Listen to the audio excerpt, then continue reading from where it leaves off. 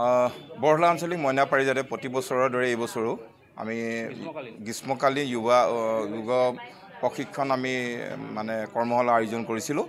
আমি প্ৰত্যেক বছৰে এটা আমি প্ৰশিক্ষণ আৰম্ভ কৰোঁ।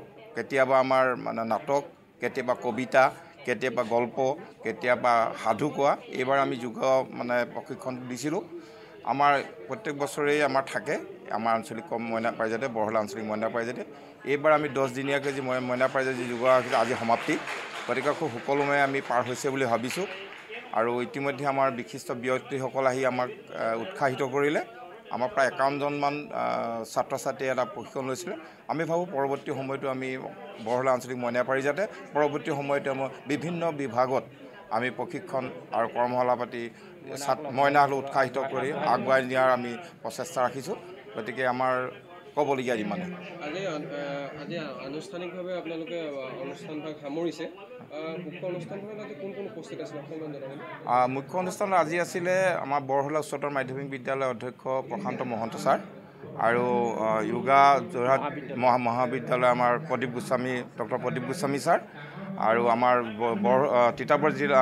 তিতাগড় জিলা মইনা পাৰিজাতৰ সভাপতি সম্পাদক প্ৰমুখ্যে আমাৰ আঞ্চলিকৰ সভাপতি সম্পাদক কৰি কাৰ্যকৰ্তাসকল।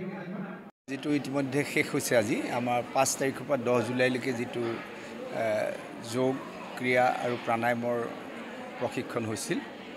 এতিয়া গোটেই বিশ্বতেই যোগ ক্ৰিয়াৰ ওপৰত এনেকুৱা হৈছে যে এটা আন্তঃৰাষ্ট্ৰীয় দিনো 21 জুনটো আমাৰ ভাৰতৰ তৎপৰতাতেই ইতিমধ্যে হৈ গৈছে।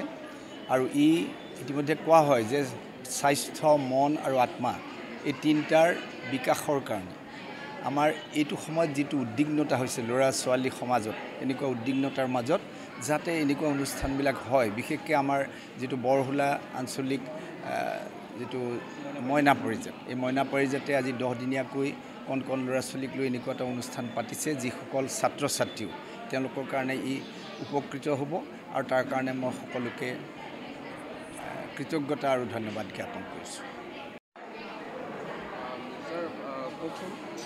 বৰহলা আঞ্চলিক মইনা পাৰিজাতে আয়োজন কৰা এই কিমানদিনীয়া 10 দিনীয়া যিটো গ্ৰীষ্মকালীন প্ৰশিক্ষণ যোগৰ ক্ৰিয়া আৰু যোগ প্ৰাণায়ামৰ ওপৰত যিটো মইনা পাৰিজাতৰ কণ মইনাসকলৰ বাবে যিটো তেখেতসকলে অনুষ্ঠান অনুষ্ঠিত কৰিছে, সেই অনুষ্ঠানটোৰ আজি সামৰণি অনুষ্ঠান। গতিকে এই অনুষ্ঠানটোত থাকি অতি ভাল পালোঁ। আৰু বিশেষকৈ আমাৰ যিসকল কণ মইনা পাৰিজাতৰ সদস্য আৰু যিসকল মইনা পাৰিজাতৰ লগত জড়িত বিশেষ ব্যক্তি, সেই ব্যক্তিসকলৰ যিটো উদ্যম, যিটো প্ৰচেষ্টা, যিটো প্ৰেৰণা, সেইটো সঁচাকৈ শলাগিবলগীয়া। আৰু তেখেতসকলে এটা ভাল কাম কৰিছে। বিশেষকৈ উঠি অহা প্ৰজন্মক এটা নতুন দিশে কেনেকৈ আগুৱাই নিব পাৰে তাৰ এটা ব্যৱস্থা চলাইছে। আৰু এই ব্যৱস্থাটো সঁচাকৈ খুব মানে গ্ৰহণযোগ্য। আৰু আশা ৰাখিছোঁ যাতে তেখেতসকলে এনেধৰণে আৰু কিছু কাম সমাজত আগবঢ়াই গৈ আমাৰ নতুন প্ৰজন্মক যাতে এটা ভাল দিশত আগুৱাই নিব পাৰে। তেওঁলোকৰ মানসিক যিটো চিন্তা, সেই মানসিক কথাবিলাক যাতে তেওঁলোকৰ আৰু উন্নত হয়।